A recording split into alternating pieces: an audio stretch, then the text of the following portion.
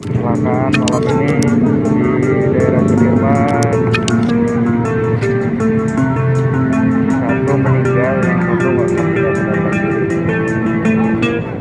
Syadaralun diduga berkendara saat mabuk, seorang pengendara mobil HR-V menabrak 3 pengendara. Kejadian ini terjadi di Jalan Jenderal Sudirman, Jakarta Pusat pada Rabu 16 Februari 2022 dini hari.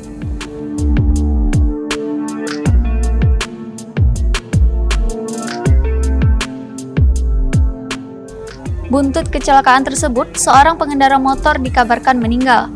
Dikutip dari Warta Kota, Kasubdit Gakum Polda Metro Jaya, Kompol Arga Dijaputra mengatakan bahwa mobil tersebut menabrak 3 sepeda motor.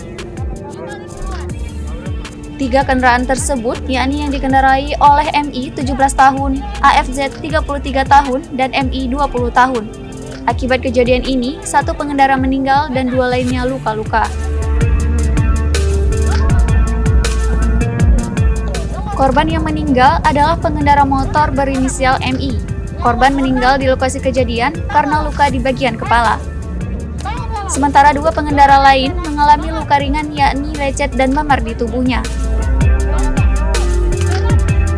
Hingga saat ini, pihak kepolisian masih melakukan penyelidikan dan melakukan tes urin pada pengendara mobil HR-V tersebut.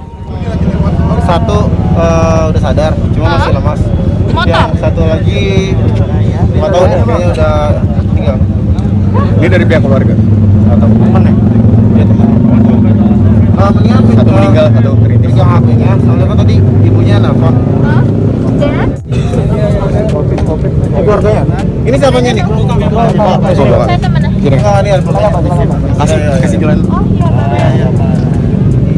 Pak.